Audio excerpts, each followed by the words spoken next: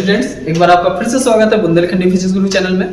तो आज बेटा हम बात करने वाले लेसन 5 की वैद्युत चालन चैप्टर का नाम है आपका करंट कंडक्शन। और इसमें जो आपका सबसे इंपॉर्टेंट डेरिवेशन है वो है आपका proofs of Ohm's law with the help of drift velocity. अनुगमन वेग के आधार पर ओम के नियम की उत्पत्ति। तो मैं इसी को कराने वाला हूँ, लेकिन उसके पहले आपको ये वर्ड आपको काफी परेशान कर रहा है। अनुगमन वेग क्या होता है, ड्रिफ्ट वेलोसिटी क्या होती है, अनुगमन वेग को ही क्या कहते हैं, ड्रिफ्ट वेलोसिटी कहते हैं। तो ये छोटी छोटी सी पहले हल्की सी छोटी छोटी डेफिनेशन जान लेते हैं, फिर उसके बाद मैं इस डेफिनेशन को कंप्लीट करता हूँ। तो आप देखिए एक सिंपल से सबसे पहले तो बात करता हूँ किसकी, करंट की। तो करंट तो जानते हैं क्या होता है, the rate of flow of charge is called current. आवेश प्रवाह की दर को, जब नीचे टाइम आ जाए तो हिंदी में वाले याद रखें, जब नीचे टाइम आ जाए तो उसे कहते हैं दर। तो आवेश प्रवाह की दर को क्या कहते हैं, वैद्युत धारा कहते हैं। The rate of flow of charge is called current, I. ठीक है, तो ये हो गया आपका आई की बात। अगर कोई क्या करंट डेंसिटी क्या होता है, ये छोटी छोटी सी बेटा डेफिनेशन याद रखिएगा, मैं इसको लिखाने वाला नहीं हूँ, है ना। बस मैं इस डेरिवेशन तक पहुंचने के लिए जो बेसिक है इस चैप्टर का उसको कवर कराना चाह रहा हूँ। लेसन 5 में आपका पूरा चैप्टर में कंप्लीट करना चाह रहा हूँ इस वीडियो में। तो आप कोशिश करिए पूरे वीडियो पर मेरे साथ जरूर बने रहें, और इसमें 2-3 चीजें बहुत ज्यादा इंपॉर्टेंट होने वाली हैं। सो करंट डेंसिटी क्या होता है, करंट डेंसिटी हिंदी में कहते हैं धारा घनत्व।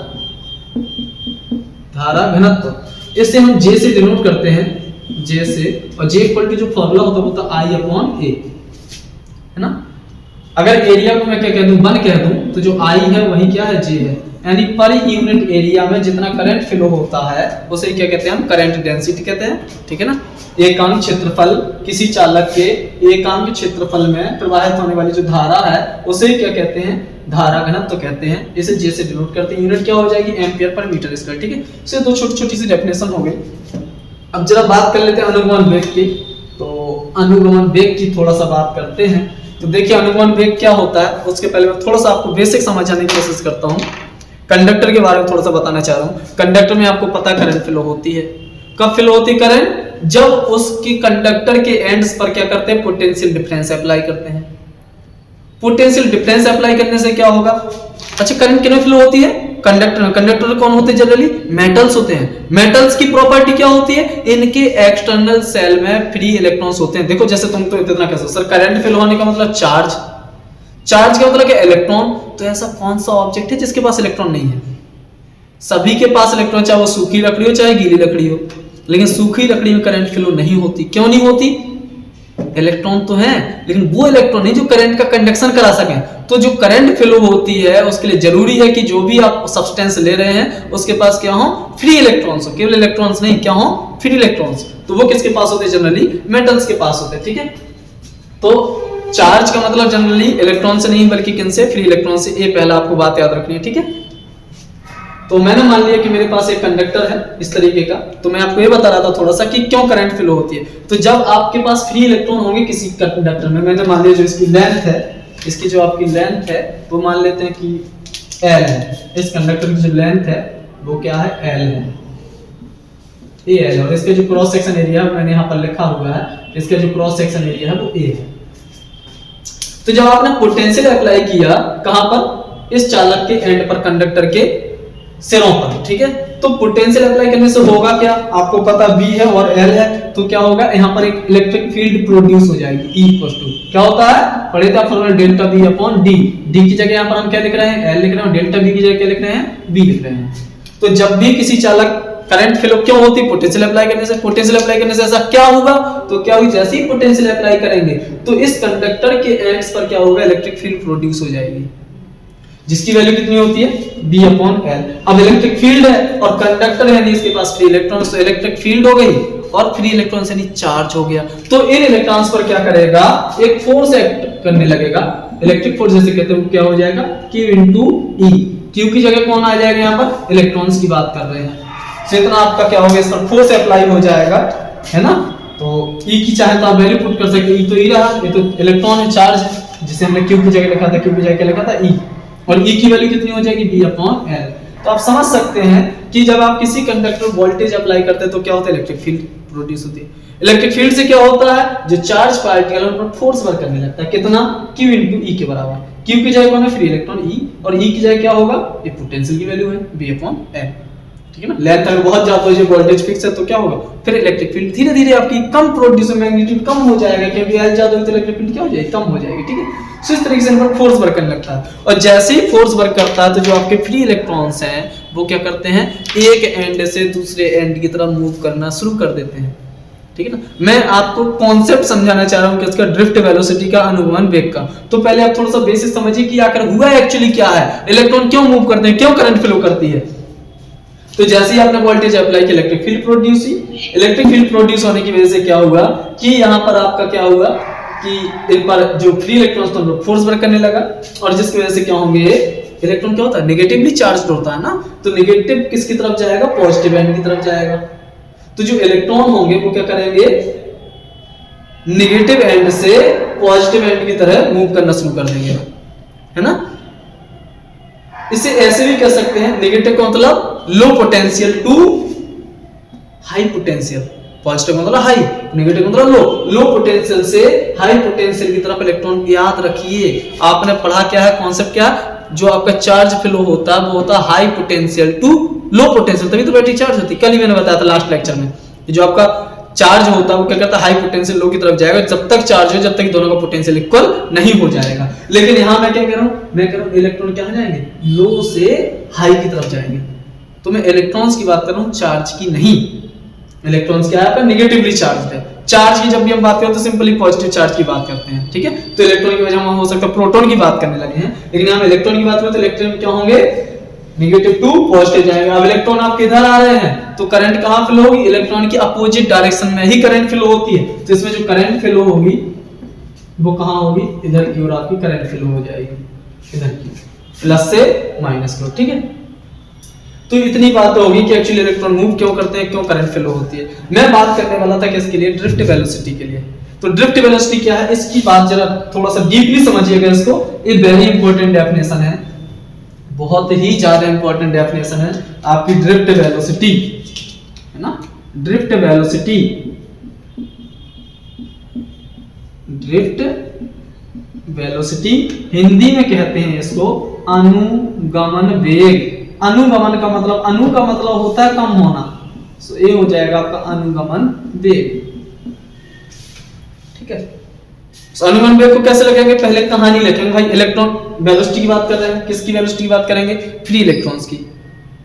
सो फ्री इलेक्ट्रॉन की वेलोसिटी की बात करें, इसका मतलब क्या, पहले वो मोशन की रीजन तो बताएं आप, क्या एक्चुअली इनकी मोशन जो गति कर रहे हैं, वेग इनका है, तो वो किस वजह से है। तो कैसे लिखेंगे, देखिए शुरुआत से, जैसे ही किसी चालक के सिरों पर विभवांतर आरोपित करते हैं, विभवांतर आरोपित नहीं करें तो इलेक्ट्रॉन मूव नहीं करेंगे। जैसे ही किसी चालक के सिरों पर विभवांतर आरोपित करते हैं, पोटेंशियल डिफरेंस अप्लाई करते हैं, तो जो इस कंडक्टर के फ्री इलेक्ट्रॉन्स हैं वो क्या होंगे, low potential to, low potential से हाई पोटेंशियल की तरफ गति करना शुरू कर देते हैं। और अब होगा क्या, एक आपका कंडक्टर है तो इसके पास क्या होंगे, फ्री इलेक्ट्रॉन्स होंगे। जैसे ये वाला इलेक्ट्रॉन्स था, ये इलेक्ट्रॉन्स मान लीजिए इसके पहले कहां होगा, यहां रहा होगा, ये इलेक्ट्रॉन उठ के इधर आ गया, तो यहाँ क्या बन गई, कैविटी बन गई। कैविटी मतलब खाली जगह। तो जो दूसरा इलेक्ट्रॉन आ रहा है ना वो इसमें फंस जाएगा। अब वैसे इसके पास कोई चार्ज नहीं, जीरो है, लेकिन नेगेटिव के रिस्पेक्ट में जो जीरो वाला है वो क्या कहलाएगा, पॉजिटिव कहलाएगा।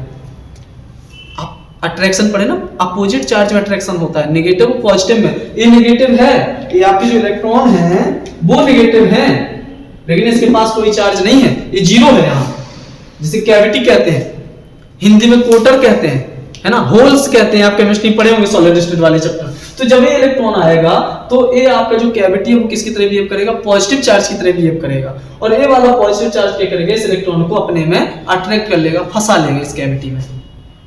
तो इलेक्ट्रॉन जैसे यहां फंसेगा तो जितनी वेलोसिटी से चल रहा था उसकी वेलोसिटी में क्या हो जाएगा, कुछ डिक्रीमेंट हो जाएगा, कुछ घट जाएगी वेलोसिटी। ठीक है, और ऐसा बार बार होगा, है ना। एक वैसा एग्जांपल समझ लीजिए, मान लीजिए आप भीड़ में गाड़ी चला रहे हैं, कोई लड़का बहुत लहरा लहरा के मोटरसाइकिल चला रहा, जैसे ही गाड़ी चलाई उसने, एक्सीडेंट हो गया, आगे गिर गया। अब भौकाल में तो भाई एक बार फिर से उठेगा, फिर से चलेगा, और जब फिर से चलेगा तो फिर गिरेगा, क्योंकि जब पहली बार गिरा था तो सबको ये दिखाना चाहेगा कि भाई उसके पास कोई फर्क नहीं पड़ा है, तो फिर से तेजी से चलना शुरू करेगा। जैसे तेजी चले फिर गिरेगा। ऐसा अगर 3-4 बार वो गिर जाए तो क्या होगा, उसकी वेलोसिटी अपने आप डिक्रीज हो जाएगी, वो अपने आप धीरे चलना शुरू कर देगी। तो यही इन इलेक्ट्रॉनों के साथ हुआ है, ये बहुत वेग से चलेंगे शुरुआत में, लेकिन जब ये चलेंगे तो बार बार क्या होगा, एक कैविटी में फंसेंगे, बार बार ऐसे कैसे कोटरों से टकराएंगे। अब फंसना नहीं कहेंगे, ऐसे टकराना कहेंगे, कोलिजन कहेगा।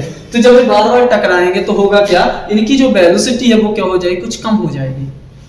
और इतनी कम हो जाएगी कि फिर उससे ज्यादा एक कांस्टेंट वेलोसिटी गाड़ी चलने लगेगी ना, उसके बाद वो बढ़ाएगा ना घटाएगा, नॉर्मल रहेगा।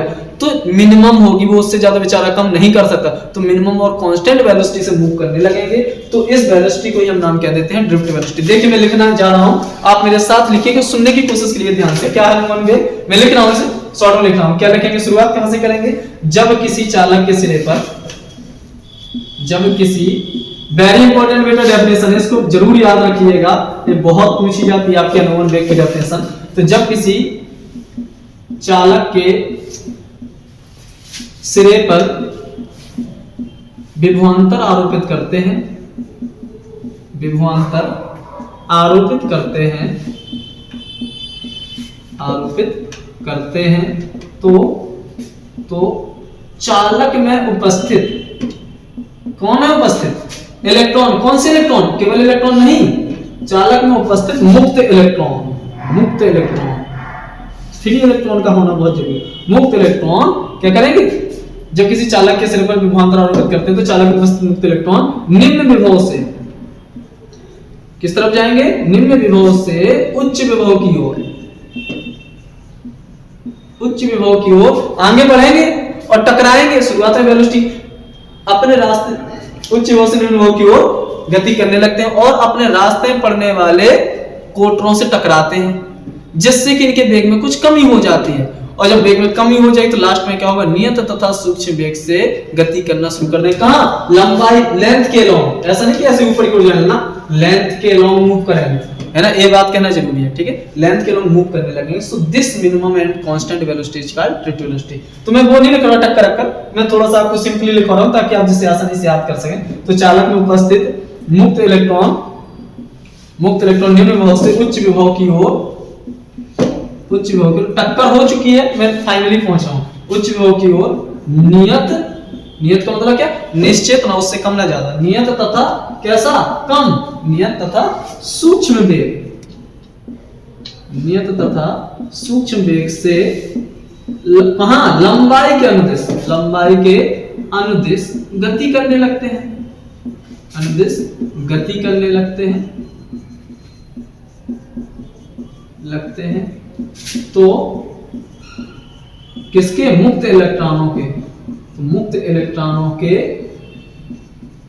इस वेग को ही क्या कहते हैं, इस वेग को ही, इस वेग को ही क्या कहते हैं, अनुगमन वेग कहते हैं, अनुगमन वेग कहते हैं।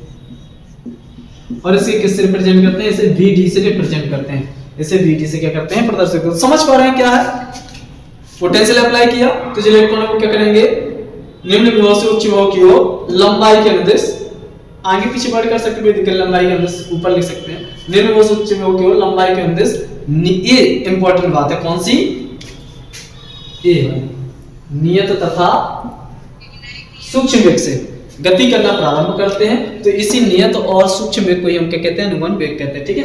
इंग्लिश में भी मैं इसको लिख दे रहा हूं, क्या है, when potential difference applied at the ends of conductor, so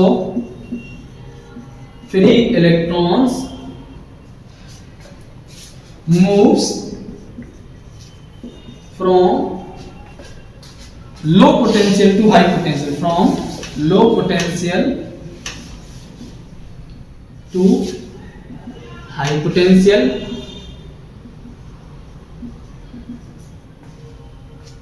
free electrons move from low potential to high potential along the length of conductor, along the length of conductor with minimum and constant velocity, and constant velocity। So this minimum and constant velocity is called direct velocity, ठीक है। इसे vd से represent करते हैं, ठीक। इतनी बात आप याद रखना। यहाँ पर दो छोटी छोटी सी बातें और भी हैं कि जब ये इलेक्ट्रॉन, मैंने बताया कि जब ये चलेंगे तो अपने रास्ते में पड़ने वाले क्या होंगे, जो भी कैविटी बन रही है उनसे क्या करेंगे, टकराएंगे।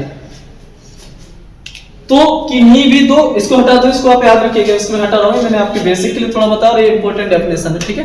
तो जब ये हटेंगे तो एक्चुअली होगा क्या, जब ये आपके टकराएंगे रास्ते पड़ने वाली, तो किन्हीं भी दो क्रमागत टक्करों के बीच जो समय लग रहा, मान लीजिए पहले यहां टकराया, यहां इलेक्ट्रॉन टकराया, फिर थोड़ी देर बाद यहां टकराया, तो किन्हीं भी दो क्रमागत टक्करों के बीच जो चली गई दूरी होती है उसे कहते हैं औसत मुक्त पाथ। जब इलेक्ट्रॉन क्या करेगा, निम्न भव से उच्च भव की ओर जाएगा तो अपने रास्ते में पड़ने वाले प्रोटॉनों से टकराएगा, तो किन्हीं भी दो क्रमागत टक्करों के मध्य जो चलेगी औसत दूरी होगी उसे क्या कहते हैं, हम औसत मुक्त पाथ कहते हैं। क्या कहते हैं, औसत मुक्त पथ, है ना। हिंदी में इसको कहते हैं, इंग्लिश में कहते हैं इसको एवरेज फ्री पाथ, और इसे हम लैम्डा से रिप्रेजेंट करेंगे। और किन्हीं भी दो कंजुगेटेड टक्कर में जो एवरेज टाइम लगा है उसे कहते हैं हम टाइम ऑफ रिलैक्सेशन। जैसे मान लीजिए यहां पर टकराया, फिर यहां लगा, तो एवरेज जो टाइम लगा है, तो इसी एवरेज टाइम को कहते हैं हम, किन्हीं भी दो कंजुगेटेड टक्कर के बीच में जो एवरेज टाइम लगा है उसे कहते हैं टाइम ऑफ रिलैक्सेशन, रिलैक्स करने वाला टाइम। किन्हीं दो टक्कर में जो टाइम लगा, तो हम तो कहते हैं भाई पहले तुमने यहां काम किया, कुछ देर बाद आपने यहां पर काम किया, तो ये बीच का जो टाइम है उसे क्या कहेंगे, रिलैक्स वाला टाइम। तो इसे क्या कहते हैं, टाइम ऑफ रिलैक्सेशन। और इसे किससे रिप्रेजेंट करते हैं, टाउ से। हिंदी में इसको कहते हैं श्रांति काल, श्रांति काल, ठीक है। सो ये छोटे छोटे से कुछ डेफिनेशन इनको आप याद रखिएगा। एक और छोटा सा मैं बीच में एक छोटा सा डेरिवेशन कराना चाहूंगा, इसके पहले ही, इसको मैं हटा दे रहा हूं, इसके पहले मैं एक छोटा सा डेरिवेशन करना चाहूंगा, उसको याद रखिए ताकि मैं इस डेरिवेशन को आपको इजीली समझा सकूं। नहीं तो फिर आप कहेंगे सर ये फॉर्मूला कहां से आप लिख दे रहे हैं, तो मैं बड़े इजीली उसको कराने वाला हूं। तो इस डेरिवेशन के पहले मैं एक छोटा सा डेरिवेशन और कराने वाला हूं, उसको थोड़ा सा ध्यान दीजिएगा। इजी सा डेरिवेशन है तो मैं उसको करा देता हूं, इसलिए भी क्योंकि वो इंपॉर्टेंट भी है थोड़ा सा, और इसमें उसका यूज होने वाला है, ठीक है। तो डेरिवेशन ये है, relation between drift velocity and current, है ना। अनुगमन वेग तथा धारा में संबंध। तो अनुगमन वेग को किस रिप्रेजेंट करते हैं, vd से रिप्रेजेंट करते हैं, और करंट को किस रिप्रेजेंट करते हैं, I से, ठीक। अच्छा, I का फॉर्मूला तो जानते हो, I का फॉर्मूला क्या होता है, Q/T। क्या होता है, अरे ये तो पता है ना, I तो बस कोशिश करना है vd आ जाए किसी तरीके से। तो मैं देखता हूं कैसे लिखना है, आप भी इसी तरीके से करिएगा इजीली। वैसे बुक में किसी और तरीके से किया, आगे मैं आपको बता रहा हूं, तो आप, मैं सीक्वेंस से लेके चल रहा हूं ताकि आप बीच में भूल ना। तो हमें क्या निकालना है, धारा निकालनी, करंट निकालनी है, किसके बेसिस पर, अनुगमन वेग के बेसिस पर। तो हम करंट को तो जानते हैं ना, तो क्यों शुरुआत वहीं से करते हैं, I बराबर क्या होता है, Q/T। क्लियर। अच्छा, Q तो पता है नहीं, Q कौन जानता है, यहाँ पर हम कंडक्टर की बात कर रहे हैं, तो Q का मतलब है आपका number of free electrons. Q बराबर क्या होता है, Q बराबर होता है भाई कितने इलेक्ट्रॉन्स की सर बात करने वाले हैं, तो इसको हमने मान लिया क्या, कैपिटल N इंटू E। तो Q की जगह क्या लिख दीजिए आप, कैपिटल N इंटू E/T। अच्छा, एक कैपिटल N कहीं भी यहाँ यूज नहीं होने वाला है। एक कैपिटल N क्या है, टोटल नंबर ऑफ इलेक्ट्रॉन है, टोटल नंबर ऑफ इलेक्ट्रॉन्स है, यानी पूरे में कितने इलेक्ट्रॉन है वो है कैपिटल N। लेकिन हम यहां पर किसकी बात करने वाले हैं, हम निकालने वाले पर, यहां पर टोटल नंबर ऑफ इलेक्ट्रॉन नहीं देगा, यहां पर देगा नंबर ऑफ इलेक्ट्रॉन इन पर यूनिट वॉल्यूम, जिसे इलेक्ट्रॉन डेंसिटी भी कहते हैं। एकांक आयतन में उपस्थित इलेक्ट्रॉनों की संख्या, एकांक आयतन में उपस्थित इलेक्ट्रॉनों की संख्या कितनी होगी उसे हम स्मॉल n से लिखते हैं, उसे ही कहते हैं इलेक्ट्रॉन घनत्व। एकांक आयतन में जो भी चीज प्रेजेंट होती है, जैसे एकांक आयतन में उपस्थित मास को, द्रव्यमान को क्या कहते हैं, घनत्व तो कहते हैं, तब तो इलेक्ट्रॉन डेंसिटी कह देंगे। तो यहाँ कैपिटल N गिवन नहीं है, यहाँ पर आपको गिवन होगा क्या, नंबर ऑफ इलेक्ट्रॉन इन पर यूनिट वॉल्यूम। उसको सिंपली वो ऐसे भी कह देगा कि इस चालक का जो इलेक्ट्रॉन घनत्व है, इलेक्ट्रॉन डेंसिटी है, वो दी होगी, यानी स्मॉल n की वैल्यू दी होगी। तो स्मॉल n क्या है, कुछ नहीं, स्मॉल n आपका क्या है, आपका कैपिटल N अपॉन B की वैल्यू है गिवन होगी। ये स्मॉल n गिवन होगा तो आप समझ जाइए क्या दिया, कैपिटल N अपॉन B दिया है, ठीक है। सो आपके पास कैपिटल N नहीं पता है, बल्कि क्या पता है, स्मॉल n पता है। तो कैपिटल N को किससे सब्स्टिट्यूट कर सकते हैं आप, अरे कैपिटल N बराबर क्या हो जाएगा, टोटल नंबर ऑफ इलेक्ट्रॉन है ना, तो पर यूनिट वॉल्यूम में इलेक्ट्रॉन n और टोटल वॉल्यूम से क्या कर देंगे, मल्टीप्लाई कर देंगे। तो यही तो करोगे। मैंने कहा कैपिटल N सर पता नहीं है, तो तुम कहोगे तो सर क्या पता, हमने बेटा पर यूनिट वॉल्यूम के नंबर ऑफ इलेक्ट्रॉन पता है, तुम्हें कोई दिक्कत नहीं है, पर यूनिट वॉल्यूम के इलेक्ट्रॉन पता है, उसको वॉल्यूम से मल्टीप्लाई कर दीजिए तो हो गया है। परेशान होने वाली बात थोड़ी है। कैपिटल N निकालना है तो स्मॉल n यानी number of per unit electron, number of electron पर यूनिट वॉल्यूम को वॉल्यूम से मल्टीप्लाई कर दीजिए। मान लीजिए 1 मीटर क्यूब में 5 इलेक्ट्रॉन है, तो 10 में कितने होंगे, 50, वही कैपिटल N है। तो कैसे निकलेगा, स्मॉल n और v का मल्टीप्लाई कर देंगे, ठीक है। सो i की जगह क्या लिख सकते हैं, n की जगह क्या लिख सकते हैं, n की जगह लिख सकते हैं n into v। याद रखिए यहाँ पर 2 v है, एक आपका वेलोसिटी के लिए यूज होना है जिसे आप क्या कहते हैं vd, और दूसरा आपका एक किसके लिए है, आपका वॉल्यूम के लिए यूज होना है, और तीसरा v भी यहाँ पर आएगा किसके लिए, ये वॉल्यूम, ये वाला आपका कौन सा वेलोसिटी, और पोटेंशियल वाला भी आएगा भी, ठीक है। सो इसलिए याद रखिए मैं हमेशा वेलोसिटी वाले को स्मॉल से लिखने वाला हूँ, वॉल्यूम वाले को v से लिखने वाला हूँ, जहां वोल्टेज की बात आएगी वहां इसकी बात हम नहीं करेंगे, ठीक है। सो क्या हो जाएगा, स्मॉल n की जगह क्या हो गया, कैपिटल N की जगह क्या हो गया, n into b into e upon t। तो हमने कहा सर वॉल्यूम कैसे पता चलेगा, तो देखो क्या गिवन है, वॉल्यूम ही नहीं दिया होगा, यहाँ पर area of cross section given होगा कितना, कैपिटल A। तो वॉल्यूम की जगह क्या लिख देंगे, वॉल्यूम की जगह लिख देंगे एरिया इनटू डिस्टेंस, का मतलब क्या, लेंथ। I बराबर क्या हो जाएगा, n तो n रहेगा, v की जगह क्या हो गया, a into d e upon t, और डिस्टेंस अपॉन टाइम क्या होता है, वेलोसिटी होती है। किसकी वेलोसिटी की बात कर रहे हैं यहाँ पर हम, फ्री इलेक्ट्रॉन्स की वेलोसिटी की बात कर रहे हैं। तो क्या हो जाएगा, n a d upon t क्या हो गया, ड्रिफ्ट वेलोसिटी यानी vd into e। ये हो गया आपका करंट और ये हो गया आपकी ड्रिफ्ट वेलोसिटी के बीच रिलेशन, ठीक है। सिंपल सा है, ठीक है ना, कोई दिक्कत वाली बात। तुमने सब धारा निकालनी है बेटा, तो धारा जानते हो, वहीं से शुरू करो, करंट से। करंट बराबर q अपॉन t। तो ना q क्या होगा, मैं नंबर ऑफ इलेक्ट्रॉन दिए होंगे, तो ना अच्छा q बराबर n लिखेंगे, पहले चैप्टर पढ़े थे क्वांटाइजेशन ऑफ चार्ज, वहां से फॉर्मूला है, ठीक है। सो n लिखते, तुमने कहा n क्या है, मैंने कहा total number of electron in complete conductor, तुमने वो तो गिवन ही नहीं, यहाँ पर तो इलेक्ट्रॉन डेंसिटी गिवन है, पर यूनिट वॉल्यूम के इलेक्ट्रॉन्स गिवन है, तुम वॉल्यूम से मल्टीप्लाई कर दिए, t अपनी जगह। तो ना वॉल्यूम मैंने कहा एरिया इनटू लेंथ लिख दिया, एरिया इनटू लेंथ की जगह तुमने d लिख दिया, लेंथ लिख दो तुम्हारी मर्जी, और d अपॉन t क्या हो जाए, वेलोसिटी।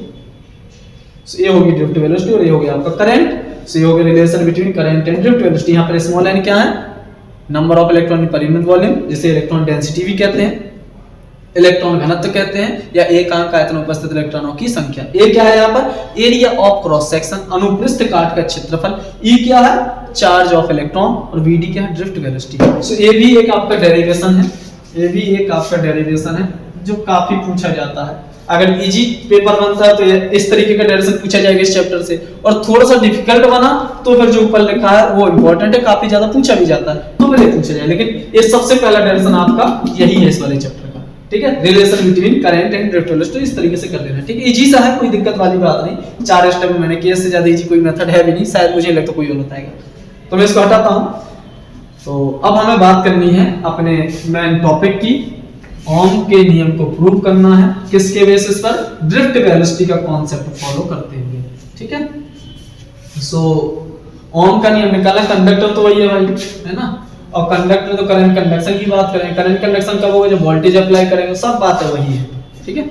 तो हमने कहा सर ओम का नियम क्या है, तो पहले भाई ओम का नियम प्रूव करने से पहले तो पता कर लो कि एक्चुअली होता क्या है। तो ओम का नियम क्या था कि किसी भी कंडक्टर में जो फ्लो होने वाली करंट है वो वोल्टेज और करंट के होते एक दूसरे पे प्रोपोर्शनल होते हैं, वोल्टेज बढ़ेगा करंट बढ़ेगा, करंट बढ़ेगा तो वोल्टेज बढ़ेगा, यानी किसी चालक के सिरों पर लगाए गए विभवांतर तथा उसे प्रवाहित होने वाली धारा एक दूसरे के समानुपाती होते हैं, ठीक है। इसे ही क्या कहते हैं, ओम का नियम कहते हैं। कंडीशन अप्लाई है जबकि चालक की भौतिक अवस्था में कोई परिवर्तन ना किया जाए। ओम का नियम पूरा क्या सुनिए, केवल ये नहीं कि बी आई के समानुपाती होता है, इतना नहीं है, कंडीशन पहले, ये कोई भी बात करने पहले हम अपनी कंडीशन की बात करते हैं कि एक्चुअली कब हमारी बातें पूरी लागू होगी। शर्त है, क्या शर्त है, जब किसी चालक की भौतिक अवस्था में कोई परिवर्तन ना किया जाए तो। भौतिक अवस्था का मतलब क्या? टेम्परेचर में कोई चेंज नहीं होगा, लेंथ में कोई चेंज नहीं होगा, वॉल्यूम में कोई चेंज नहीं होगा, प्रेशर में कोई चेंज नहीं। अगर ये सारी बातें होती तब ऐसा होगा। सो अगर किसी चालक की भौतिक अवस्था में कोई परिवर्तन ना किया जाए तो चालक के सिरों पर लगाया गया विभवांतर तथा उसमें प्रवाहित होने वाली धारा एक दूसरे के समानुपाती होते हैं। If there has no change in the physical state of the conductor, then the current flow in any conductor will be proportional to the voltage applied at the end of this conductor. ये आपका है पूरा ओम का नियम। Condition apply है क्या है? भौतिक अवस्थाओं की हम बात जरूर करके चलेंगे, ठीक है। तो अगर प्रोपोर्शनलिटी के साइन को हटाया था तो यहाँ पर क्या आया था? यहाँ पर एक कांस्टेंट आया था जिसे हमने r से लिखा था। तो r बराबर क्या आ गया था? b अपॉन i, है ना। और इस r को हम नाम क्या देते थे? कांस्टेंट ही तो है यार, ये कांस्टेंट है तो इससे प्रोपोर्शनलिटी कांस्टेंट कहते हैं। b proportional to i, proportional को हटाया था तभी तो r आया था। तो r क्या है? यहाँ पर एक कांस्टेंट है। तो हमें कुल मिला के प्रूव करना है कि जो b और i का रेशियो है वो क्या आ जाए? कांस्टेंट आ जाए। कब? जबकि फिजिकल स्टेट में कोई चेंज ना हो। तो हमें b और i का रेशियो निकालना है, बस इतना याद रखिए। निकालना वोल्टेज और करंट का रेशियो निकालना है और कोशिश करना है कि वो कैसा है? कांस्टेंट। ये बात कर लेंगे, ओम्स लॉ प्रूफ हो गया, ठीक है। तो हम तो कहां से बात शुरू करने वाले हैं? तो वोल्टेज से बात शुरू करेंगे। वोल्टेज है तो होगा क्या? वोल्टेज पर ही डिपेंड क्योंकि करंट, तो हम वोल्टेज से बात शुरू करें। तो उसके पहले हम बात करेंगे कि इलेक्ट्रॉन का मोशन क्यों हुआ? फोर्स की वजह से। तो फोर्स कितना होगा? QE। तो पहले देख लेते हैं, ठीक है। मैं इसको काफी इजी वे में बताने वाला हूं, है ना। वैसे तो मैंने काफी इसको डिटेल से कराया था क्लास में, लेकिन इसको मैं थोड़ा सा सिंपली बताने की कोशिश कर रहा हूं। तो जब आप किसी चालक के एंड पर वोल्टेज अप्लाई करते हो, तो शुरुआत में ही बात की थी, क्या होगा? इस कंडक्टर के एंड पर इलेक्ट्रिक फोर्स अप्लाई हो जाए, जिसकी वैल्यू क्या होगी? सिंस इलेक्ट्रिक फोर्स अप्लाई हो जाएगा। किसकी वजह से? क्योंकि जब आपने वोल्टेज अप्लाई किया तो पहले क्या होगा? Produce electric field produce. Since electric field produces due to potential V, है ना। चालक के सिरों पर V वोल्टेज का विभवांतर लगाने पर चालक में उत्पन्न वैद्युत क्षेत्र की तीव्रता ड्यू टू पोटेंशियल, है ना। सो इलेक्ट्रिक फील्ड की बात करें तो E इक्वल टू क्या हो जाएगा? E इक्वल टू जाए V अपॉन L। यही तो होता है, ये आपका हो गया इक्वेशन 1। और जब इलेक्ट्रिक फील्ड प्रोड्यूस हो गई तो क्या करेगा भाई? कंडक्टर पर क्या होगा? कंडक्टर जो फ्री इलेक्ट्रॉन्स है उन पर इलेक्ट्रिक फोर्स अप्लाई हो जाएगा। देयरफॉर फोर्स, कौन सा force? Electric force. Therefore electric force apply on free electron, है ना। मुक्त इलेक्ट्रॉनों पर लगने वाला वैद्युत बल on free electron. Therefore, electric force applying on free electrons कितना हो जाएगा? F equals to फॉर्मूला तो यही होता है Q into E, है ना। Q की वैल्यू क्या है? यहाँ पर Q की बात नहीं करें, यहाँ पर Q की जगह हम किसको लेके चल रहे हैं? इलेक्ट्रॉन को लेके चल रहे हैं, है ना। एंड फ्रॉम 1 E की वैल्यू नहीं पता, E की वैल्यू कितनी है? B अपॉन L है। तो पुट कर दीजिए, F इक्वल्स टू क्या आ जाएगा? Q की जगह आ गया E और E की जगह क्या आ गया? B upon L। ये कौन सा भी है? याद रहे, ये भी क्या है? ये भी वोल्टेज वाला है, ठीक है ना। वोल्टेज तो आ गया, अब तुम्हें कहीं से इसके बीच में क्या आ जाए? करंट और आ जाए तो B और I लिखने में कोई टाइम नहीं लगेगा। फिर देख लें कौन कौन कांस्टेंट है। तो B तो आ गया, कुछ कोशिश इधर पर करिए कि I आ जाए। ड्रिफ्ट वेलोसिटी के बेस पर लाना है, तो ड्रिफ्ट वेलोसिटी के बेस पर I लाना है तो पहले फोर्स को क्या लिखेंगे? एक्सेलरेशन लिखेंगे, एक्सेलरेशन के फॉर्म में। फिर एक्सेलरेशन को वेलोसिटी में ले जाएंगे, जहां BD आया वेलोसिटी, ड्रिफ्ट वेलोसिटी, वहीं तुरंत फॉर्मूला लगा देंगे अपना जो भी निकाला था थोड़ी देर पहले, ठीक है। सो F बराबर क्या हो जाएगा? F की जगह आप लिख सकते हैं मास इनटू किसका मास? इलेक्ट्रॉन का मास। अरे इलेक्ट्रॉन पर ही तो फोर्स लग रहा है, तो इलेक्ट्रॉन ही तो एक्सेलरेट होंगे, तो mass of electron into A equal to क्या हो जाएगा? EB upon L। देयरफॉर जो एक्सेलरेशन हो जाएगा, acceleration of free electrons, acceleration of free electron, यानी एक ही बात है हम कर रहे हैं बेटा। तो एक क्वेश्चन क्या हो जाएगा आपका? EB upon mass of electron into length of conductor. ये आप एक्सेलरेशन ले आए। एक्सेलरेशन से आई नहीं पता चलेगा, एक्सेलरेशन को किस में कन्वर्ट करिए? ड्रिफ्ट वेलोसिटी में। तो आप एक ही जगह कुछ ऐसा करिए ताकि ड्रिफ्ट वेलोसिटी आ जाए। तो क्या होता है, आप फॉर्मूला जानते हैं, सिंस क्या होता है, सिंस वेलोसिटी बराबर क्या होता है, एक्सेलरेशन टाइम कौन सा, टी नहीं, टाइम ऑफ रिलैक्सेशन, जैसे हमने किससे डिनोट किया था, टाउ से। तो एक ही जगह क्या लिख सकते हैं, एक ही जगह लिख सकते हैं bd into tau, bd into tau लिख सकता हूं इतना। अरे एक्सेलरेशन बराबर क्या हो जाएगा, एक्सेलरेशन बराबर क्या हो जाएगा, एक फॉर्मूला गलत लिख देना, एक्सेलरेशन बराबर होता है, एक्सेलरेशन बराबर होता है वेलोसिटी अपॉन टाइम, ठीक है। तो एक्सेलरेशन की जगह लिख दीजिए, क्या लिख देंगे, velocity upon time equal to क्या हो जाएगा, एक ही जगह मैंने वैल्यू पुट करना, इक्वल टू क्या हो जाएगा, ई बी अपॉन क्या, mass of electron into L. तो हमने कहा सर बी तो दिख रहा है तो वोल्टेज है, आई तो लाई किस तरह से, फिर तो बी अपॉन आई कर ही लेंगे। तो आई कौन देगा, हम बात करें अनुगमन वेग के हेल्प से, अनुगमन वेग की हेल्प लेनी पड़ी तो हम ले चुके हैं, तो किस लिए लिए, इसको सब्स्टिट्यूट करो। अरे भाई इसकी हेल्प ले लें तो अपनी जगह छोड़ेगा, तो बी डी की जगह क्या ले सकते हैं, आप फॉर्मूला पढ़े हैं सिंस आई बराबर पढ़े क्या होता है, N A B D into E. यहाँ एन क्या है, इलेक्ट्रॉन डेंसिटी है, नंबर ऑफ इलेक्ट्रॉन पर यूनिट वॉल्यूम, एक अंक में उपस्थित इलेक्ट्रॉनों की संख्या, ए क्या क्षेत्रफल है, बीडी क्या ड्रिफ्ट वेलोसिटी, ई क्या है चार्ज ऑफ इलेक्ट्रॉन। तो बीडी को सब्स्टिट्यूट करना है, तो बीडी की जगह क्या लिख सकते हैं हम, बीडी की जगह लिख सकते हैं आई अपॉन एन ए ई। तो पुट कर दीजिए भाई, इसको टाउ बदल ले, चलो कोई जरूरत नहीं है, बीडी की जगह बस लिख दो क्या, आई अपॉन एन ए ई, ठीक है। टाउ जाएगा उधर तो क्या हो जाएगा, ई बी टाउ गया उधर, और यहाँ जो बचा उसको लिख लो, mass of electron into length. हम तो क्या जानते हैं, ओम्स का नियम क्या, बी और आई एक तरफ आने चाहिए, बी अपॉन आई या आई अपॉन बी कुछ भी आ जाए। तो आप ऐसा करिए, बी को इधर ले आइए और बाकी सबको उधर ले चलिए, तो क्या हो जाएगा, यहाँ पर हो जाएगा ये आपका, मैं पहले बी को ला रहा हूं इधर, तो क्या हो जाएगा आपका, आई को यहीं लिखे रहना है, बी आया इधर, वहां जो बचे उनको लिखो, ई बचा और टाउ बचा, एन गया उधर तो मल्टीप्लाई, ए गया उधर तो मल्टीप्लाई, और ई इंटू ई, ई स्क्वायर अपॉन क्या, mass of electron into length. हम तो बी अपॉन आई जानते हैं, ये बी अपॉन आई लिख लो, दोनों क्या कर दो, इनवर्स कर दो, तो क्या हो जाएगा, बी अपॉन आई बराबर क्या, मास ऑफ इलेक्ट्रॉन ऊपर, लेंथ ऊपर, N number of electron, A E square और टाउ।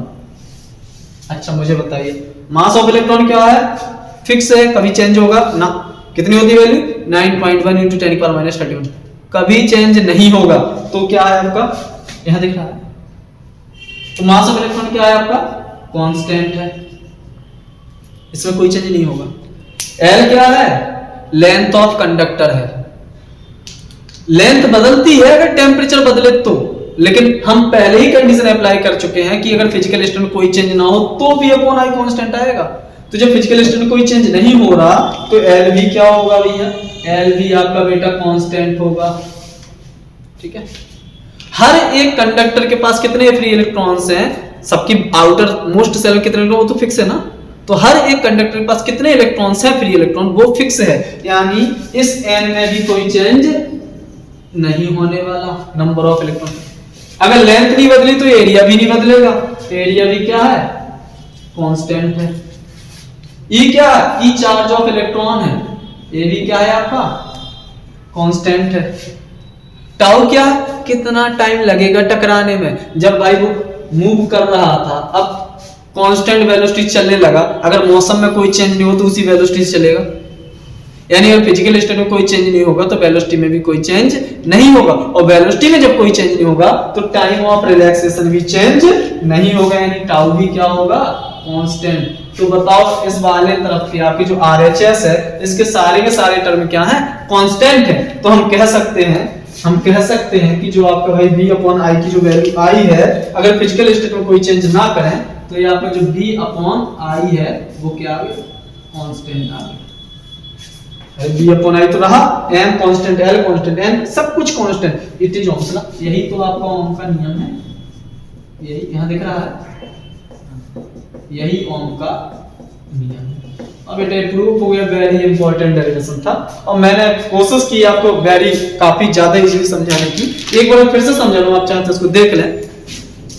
तो तुमने कहा सर एक्चुअली वो क्या रहा है, मैंने कहा देखो हमें भाई वोल्टेज करंट की बात करनी है, तो ना वोल्टेज और करंट, करंट का मतलब चार्ज मूव तभी करेगा जब वोल्टेज अप्लाई करेंगे, तो वोल्टेज अप्लाई किया तो होगा क्या, इलेक्ट्रिक फील्ड प्रोड्यूस हुई। तो सबसे पहले हमने इलेक्ट्रिक फील्ड वैल्यू निकाली B upon L, third chapter से पोटेंशियल ग्रेडियंट वाले फॉर्मूले से, है ना। ई बराबर था delta B upon D, direction मैंने कराया था, बताया था इंपॉर्टेंट है, नहीं है तो देखिए, ठीक है। तुमने कहा इलेक्ट्रिक फील्ड हुआ तो क्या होगा, मैंने कहा देखो बेटा इलेक्ट्रिक फील्ड प्रोड्यूस हुई है ना, तो जो इलेक्ट्रिक फील्ड है इन चार्जेस पर फोर्स लगाएगी, इन इलेक्ट्रॉन्स पर फोर्स लगाएगी। कितना फोर्स लगाएगी, F बराबर होता है Q2, तो कौन है Q, हमने कहा फ्री इलेक्ट्रॉन, उठा के पुट कर दिया, E की वैल्यू पुट कर दी, आ गया। तो सर BD लाना है, ड्रिफ्ट वेलोसिटी लाना है, मैंने फोर्स को चेंज करो मास इनटू एक्सीलरेशन, एक्सीलरेशन की जगह एक्सीलरेशन की वैल्यू निकाला, तो अब मैंने कहा एक्सीलरेशन बराबर क्या, तो वेलोसिटी अपॉन टाइम, यही ड्रिफ्ट वेलोसिटी तो लानी है कैसे भी, तो आ गया वेलोसिटी अपॉन टाइम। और अभी जस्ट 10 मिनट पहले मैंने आपको इस BD की वैल्यू बताई थी, I बराबर बताया था relation between drift velocity and current, I बराबर आया था NABDE, तो BD यहां से निकाल लिया, जो मल्टीप्लाई वो सब कहां चला जाएगा, अपॉन में पुट कर दिया तुरंत आराम से, I upon NAE equal to EB tau upon MEL। तुमने कहा, अब मैंने कहा ओम्स के नियम में B और I होता है, तो B को इधर उठा के ले आओ, I अपॉन B बराबर ये आ जाएगा, ये वाली चीज सब उधर इन्वर्स कर दो तो ये भी इन्वर्स हो जाएगा। मास कांस्टेंट, L कांस्टेंट, सब कुछ कांस्टेंट है, कोई चेंज नहीं, तो B अपॉन I कांस्टेंट आ गया, यही आपका क्या ओम का नियम है। थैंक यू बेटा। अगर आपको समझ में आ रहा है बाकी, तो चैनल को सब्सक्राइब जरूर करिएगा। मुझे पता बहुत से लोग ऐसे हैं जो वीडियो देखते हैं समझ ही पाते हैं, लेकिन चैनल सब्सक्राइब नहीं किए हैं। मैं आगे भी लगातार ऐसे लेक्चर देने वाला हूं, आप चैनल को सब्सक्राइब करिए, और मैं पूरी कोशिश कर रहा हूं कि आपका क्रैश कोर्स कवर करूं। कल आपका बहुत ही इंपॉर्टेंट टॉपिक शुरू होगा, लेसन 6 है किरचॉफ्स लॉ, वेरी इंपॉर्टेंट है, और ये वाला ड्यूरेशन अपने आप में बहुत इंपॉर्टेंट है। सो आप बेटा चैनल को सब्सक्राइब भी करिए, शेयर भी करिए, ताकि आप जैसे जो दूसरे स्टूडेंट्स हैं, खासतौर से हिंदी मीडियम वाले, वैसे तो इंग्लिश मीडियम के लिए भी बताता हूं, उनकी भी हेल्प हो सके। ठीक है बेटा, थैंक यू बेटा।